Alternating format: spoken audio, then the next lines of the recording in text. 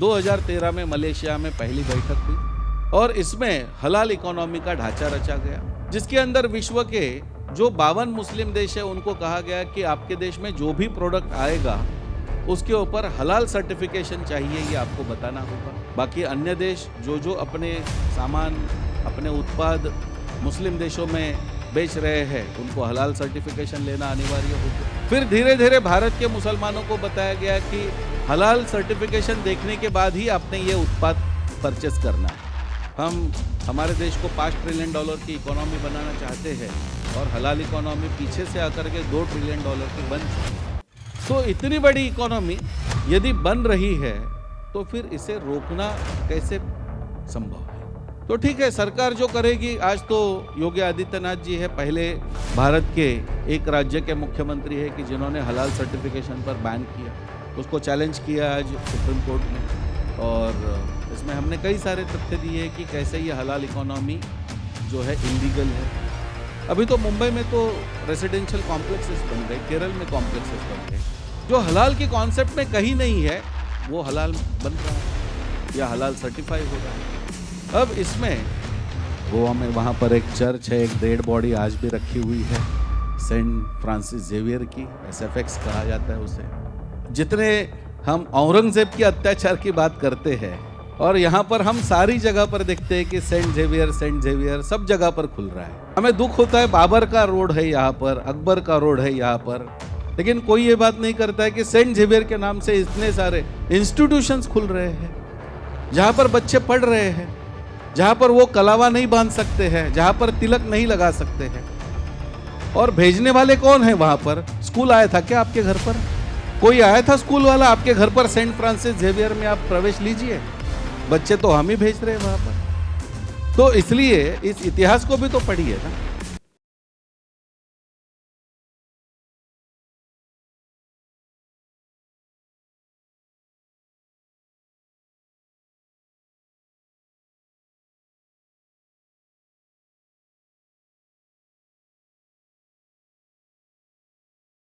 आग्रह हो सकते हैं, कई सारी हमारी चिंताएं हो सकती है, कई सारे हमारे आकांक्षाएं हो सकती है कि सरकार ने ये करना चाहिए, सरकार ऐसा क्यों नहीं कर रही है।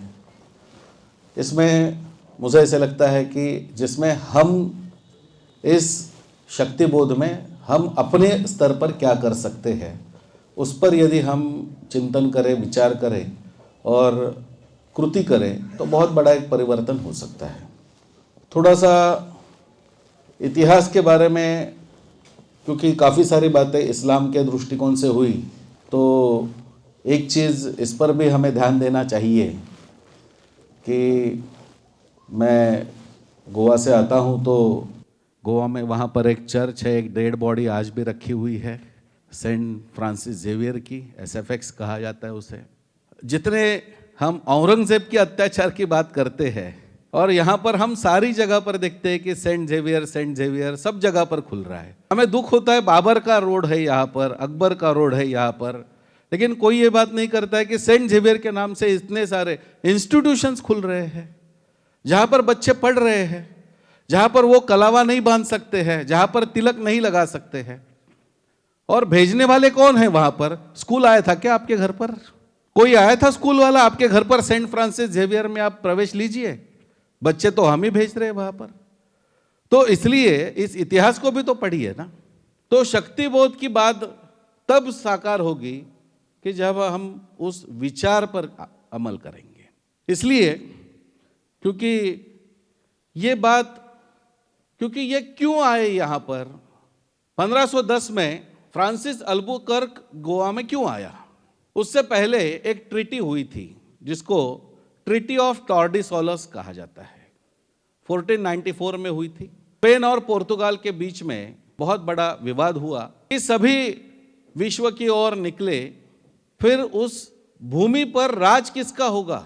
तो अमेरिका में भी कोलंबस भी गया, उससे पहले पुर्तगाल भी वहां पर पहुंचा हुआ था। तो दोनों कॉलोनीज के बीच में झगड़ा होना प्रारंभ हुआ और इसलिए उस समय का पोप जो है, पोप अलेक्जेंडर 6, इसने दोनों देशों के बीच में ये ट्रीटी करवाई और अटलांटिक महासागर को विभाजित करके पूर्व का अटलांटिक का प्रदेश जो स्पेन को दिया गया और पश्चिम का प्रदेश जो पुर्तगाल को दिया गया, उसके बाद ये ट्रीटी हुई। लेकिन इस ट्रीटी में जो पोप ने जो लिखा है इसके बारे में हमने कभी नहीं पढ़ा है। पापल बुल आप उस समय का पढ़ लीजिए। जैसे आज हमारे यहाँ पर स्वराज मैगजीन निकलता है, ऑर्गेनाइजर निकलता है, वैसे पोप का जो संदेश देने वाला है उसे पापल बुल कहा जाता है। उस समय पे उसने ये कहा है कि केवल ईसाईयत जो है उसे सब प्रदेशों पर जाकर के वहां के लोगों को सिविलाइज करने का अधिकार है और सिविलाइज करने के लिए उनको कन्वर्ट करने का अधिकार है, और इसलिए वहां पर ईसाई छोड़ करके यदि कोई राजा होगा उससे युद्ध करने का अधिकार है। तो हमारी सभ्यता को तो उन्होंने सभ्यता कभी माना ही नहीं। उन्होंने तो ये कहा कि इनको सिविलाइज करने का अधिकार है और इसलिए वो सब हमारे देश में आए। और आज भी यही चीज़ें चल रही है, यही चीज़ें कॉन्वेंट हो या इन सारी चीज़ों से यही चीज़ें बताई जा रही है। इसलिए एक तो आक्रमण के बारे में चर्चा हुई, लेकिन ये जो दूसरा आक्रमण है इस पर भी हमारी चर्चा होनी चाहिए, जो जिसके आदी हम बन चुके हैं। और इसलिए दूसरी बात इसमें आती है कि शक्ति बोध जो है, शक्ति विभिन्न तरीके की है, सामाजिक है, आर्थिक है, बौद्धिक है, आध्यात्मिक है, सामरिक है। तो सामरिक शक्ति के बारे में तो हमने देख लिया, ऑपरेशन सिंदूर या जो भी है, हमें गर्व है, हमें इन सारी बातों से तो एक तो है कि भाई भारतीय सेना के ऊपर तो हमें गर्व है। तो सामरिक शक्ति के बारे में तो अभी कर्नल RSN सिंह जी ने भी कहा। तो ये तो एक बात यहाँ पर आती है। इसके आगे जो है बौद्धिक शक्ति के लिए आज हम चर्चा कर रहे हैं, सामाजिक शक्ति हम आंदोलनों के द्वारा खड़े कर सकते हैं, लेकिन एक जो शक्ति है कि जिसके बारे में हमें विचार करना चाहिए वो आर्थिक जो शक्ति है। आर्थिक शक्ति पर क्यों विचार करना चाहिए, इसलिए मैंने हलाल इकोनॉमी पर जो रिसर्च किया है, उस पर जो पुस्तक लिखी है, और उसमें औरंगजेब ने जिजिया लगाया था, उसके पहले के सुल्तानों ने जिजिया लगाया था। तो राजा के द्वारा जिजिया लगाने के बाद वहां पर जो नागरिक है उनको जिजिया देना, या जो गैर मजहबी है या हिंदू है उनको जिजिया देना, तो एक समझ में आ सकता है। लेकिन यही पैरेलल जिजिया आज भी चल रहा है, जो हम दे रहे, स्वयं दे रहे हैं, लेकिन हमारी मेजॉरिटी का जो विचार है वो उस शक्ति का अनुभव नहीं कर रहे हैं।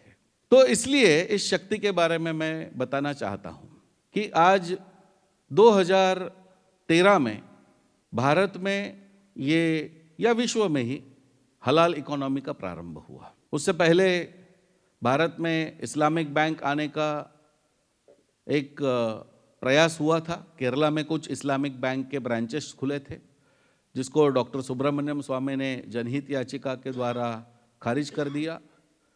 और ये विचार हुआ उनके पास कि इस्लाम तो बढ़ रहा है लेकिन शक्ति चाहिए, शक्ति चाहिए, तो शक्ति के लिए धन चाहिए, धर्मस्य मूलम अर्थ। तो अर्थ चाहिए तो अर्थ कहाँ से होगा, और इसे प्राप्त करने के लिए 2013 में मलेशिया में पहली बैठक हुई और इसमें हलाल इकोनॉमी का ढांचा रचा गया, जिसके अंदर विश्व के जो 52 मुस्लिम देश है उनको कहा गया कि आपके देश में जो भी प्रोडक्ट आएगा उसके ऊपर हलाल सर्टिफिकेशन चाहिए, ये आपको बताना होगा।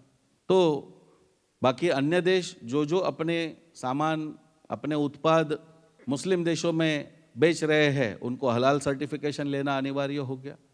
फिर धीरे धीरे भारत के मुसलमानों को बताया गया कि हलाल सर्टिफिकेशन देखने के बाद ही आपने ये उत्पाद परचेस करना है। तो हम तो आदी नहीं है, लेकिन हर एक शॉप में जाने वाला मुसलमान जब पूछने चालू किया कि इस पर हलाल सर्टिफिकेट है क्या, ये हलाल सर्टिफाइड है क्या, तो धीरे धीरे जो व्यापारी है उसको पता चला कि हलाल सर्टिफाई होगा तो मुसलमान मेरा चीज़ परचेस करेगा या मेरी वस्तु खरीदेगा। अब हलाल सर्टिफिकेशन मिलेगा कहाँ से, तो ये सर्टिफिकेशन देने वाली संस्था भी उनकी बन गई, जमीयत उलेमा हिंद। और जमीयत उलेमा हिंद ने ये सर्टिफिकेशन देना प्रारंभ किया। ये सर्टिफिकेशन आज एक उत्पाद के लिए 60,000 रुपया करीब देना पड़ता है, और ये 60,000 रुपया देकर के एक उत्पाद पर सर्टिफिकेशन मिलता है। यानी हल्दीराम के जितने सारे प्रोडक्ट है, कंपनी को कोई सर्टिफिकेशन नहीं है, प्रोडक्ट को सर्टिफिकेशन है। तो जितने सारे उत्पाद है हर एक को 60,000 रुपीज पर ईयर देकर के सर्टिफिकेशन लिया जाएगा। अब आप मान लीजिए 500 प्रोडक्ट है तो 3 करोड़ रुपया हल्दीराम ने दे दिए, तो वो तो व्यापारी है, वो तो ये विचार करेगा यदि 3 करोड़ रुपया मैं पे कर रहा हूं तो उसे तो वसूलना पड़ेगा मुझे, जैसे जीएसटी देते हैं तो जीएसटी तो वसूलना। तो उसके लिए जो उस प्रोडक्ट के अंदर 50 पैसे बढ़ाए जाएंगे, तो वो प्रोडक्ट परचेस कौन कर रहा है? सिर्फ मुस्लिम कर रहा है, वो प्रोडक्ट तो हम परचेस कर रहे हैं। तो आप बगैर जाने जिजिया पे कर रहे हैं, आपको पता ही नहीं है कि हम हमारे पॉकेट से ये सारी चीजें ले रहे हैं। आज हल्दीराम, बीकानो या जितने भी सारे शैम्पू हो, इमामी हो, लगभग सारे जो है ये हलाल सर्टिफाई हो चुके हैं। वेबसाइट पर जाकर के देख लीजिए, कोई स्टैम्प प्रिंट कर रहा है, कोई नहीं प्रिंट कर रहा है। लेकिन ये सारी चीजें ये हम देख रहे हैं कि इन सारी चीजों के बाद आज हलाल इकोनॉमी जो 2013 में प्रारंभ हो गई, आज वो करीब करीब 2.1 यूएस ट्रिलियन डॉलर हो चुकी है। हम हमारे देश को 5 ट्रिलियन डॉलर की इकोनॉमी बनाना चाहते हैं और हलाल इकोनॉमी पीछे से आकर के 2 ट्रिलियन डॉलर की बन चुकी है। तो इतनी बड़ी इकोनॉमी यदि बन रही है तो फिर इसे रोकना कैसे संभव है?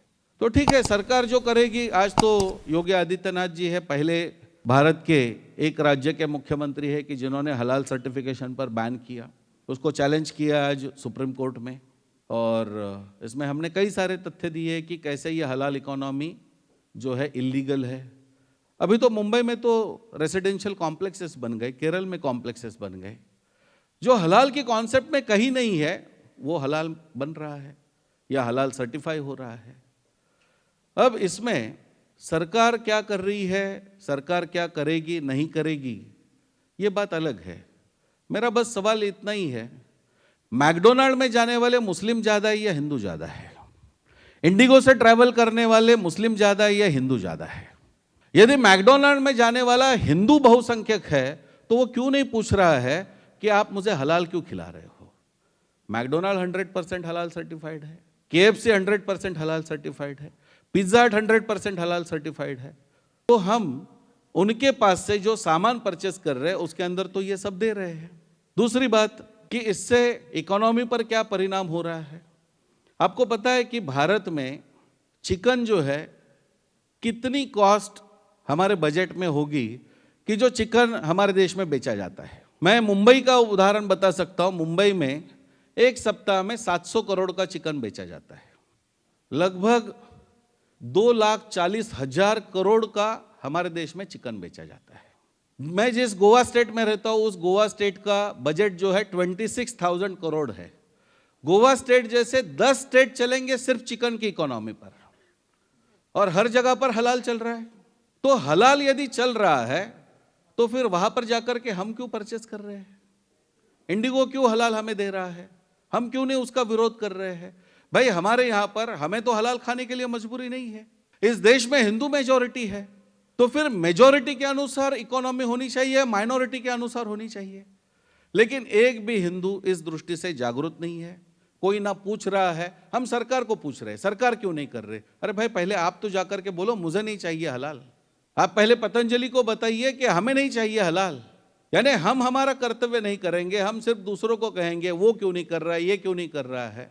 तो आज आपकी ही इकोनॉमी के द्वारा भारत के, मेरे पास पूरा डाटा है, लगभग 700 आतंकवादियों के केस जमीयत उलेमा हिंद लड़ रहा है। अभी राजस्थान में जो 8 आतंकवादी छूटे, जहां पर सीरियल ब्लास्ट में जिनका हाथ था, 80 लोग मारे गए थे उनके हाथों के द्वारा। मुंबई में ट्रेन बॉम्ब ब्लास्ट में जो आतंकवादी छूटे, आप पढ़ लीजिए उनके लिए कौन कौन एडवोकेट खड़े थे। इन सारे एडवोकेट्स का पूरा खर्चा जमीयत उलेमा हिंद दे रहा है। तो आपसे जिजिया भी ले रहा है और आपको मारने वालों को वो छोड़ने के लिए सहायता भी कर रहा है। तो फिर यहाँ पर हमें अपनी कंज्यूमर ताकत का, हमें अपनी शक्ति का बोध क्यों नहीं है? हम क्यों नहीं ये सरकार से पूछ रहे? हम क्यों नहीं ये सब जगह पर बता रहे भाई इस देश में हिंदू मेजॉरिटी, हमारे अनुसार चलना चाहिए?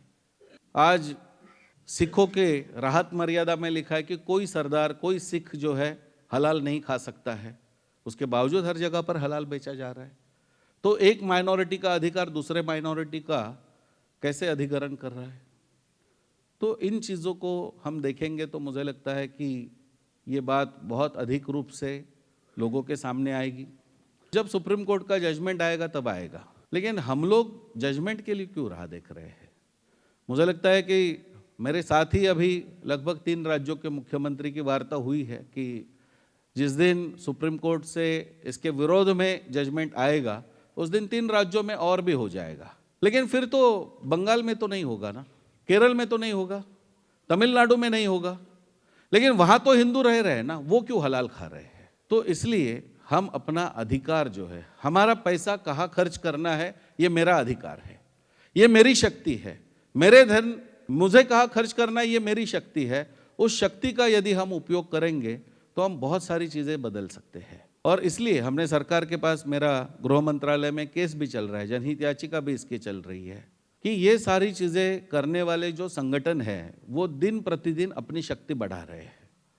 कल तक तो 60,000 रुपीज़ पे था, इस साल उन्होंने नया एडिशन किया है। यदि किसी कंपनी को हलाल सर्टिफिकेशन चाहिए तो जमीयत उलेमा हिंद ने ट्रेन किए हुए 2 मुस्लिम हलाल इंस्पेक्टर उनको अपॉइंट करने पड़ेंगे अपनी कंपनी में। ये फोर्स्ड एम्प्लॉयमेंट है, ये सेक्युलर देश में कैसे अलाउ है? लेकिन मेरे पास है, मैं आपको फोटो दिखा दूंगा कि नेस्ले के फैक्ट्री के अंदर हलाल इंस्पेक्टर काम कर रहा है वहां पर। तो क्या हम हमारे घर में, हमारी कंपनियों में हलाल इंस्पेक्टर अलाउ करेंगे अब? तो इसका विरोध नहीं हो रहा है, उसका परिणाम ये हो रहा है कि वो अपनी शक्ति को बढ़ाने का प्रयास कर रहे हैं, आप ही के धन से कर रहे हैं। इसमें कोई लीगल कोई चीज़ नहीं है। कहीं पर आप मुझे, मैं कई सारे चैनल पर डिबेट में गया हूँ, बहुत सारे मौलाना ये है वो है, बहुत सारी बातें करते हैं। मैं उनको सिर्फ एक ही कहता हूँ, सुन्नत का अर्थ क्या है? जो मोहम्मद ने किया, जो कुरान में लिखा है वैसे के वैसे ही करना है। तो मैं उनसे पूछता हूँ कि आप मुझको कुरान में दिखा दो लिपस्टिक को हलाल सर्टिफिकेशन देना कहाँ लिखा है, तो हम भी मान लेंगे। जब आपके मजहब में ही नहीं लिखा है तो फिर ये कैसे चल रहा है? विश्व में इमाम शेख बेवली साउथ अफ्रीका के, इमाम ताज हारगी जापान के, ये विरोध कर रहे जमीयत उलेमा हिंद का कि जो कुरान में लिखा नहीं है आप कैसे सर्टिफिकेशन चालू कर सकते हैं? लेकिन धन तो सबको मिल रहा है, इसके लिए सब चुप है, तेरी भी चुप मेरी भी चुप। तो ये बाकी सब लोगों को जो इस्लाम इस्लाम बता रहे हैं, ये खुद गैर इस्लाम का पालन कर रहे हैं। लेकिन इन चीज़ों पर हमें जागरूक होना पड़ेगा, हमें प्रयास करना होगा, और इसलिए ये बहुत आवश्यक है कि हम इस पर देखें। और ये शक्ति बोध में इसलिए हमें आवश्यक है कि हमारी शक्ति है, मेजॉरिटी की शक्ति है, उसको हम इस प्रकार से हलाल इकोनॉमी में जाया ना करें। जो एक हमारे ओर से जो एक हम कहेंगे कि जिजिया टैक्स जो वसूला जा रहा है उसको हम रोक सकते हैं। तो ये चीज़ें जो है ये मुझे लगता है आवश्यक है।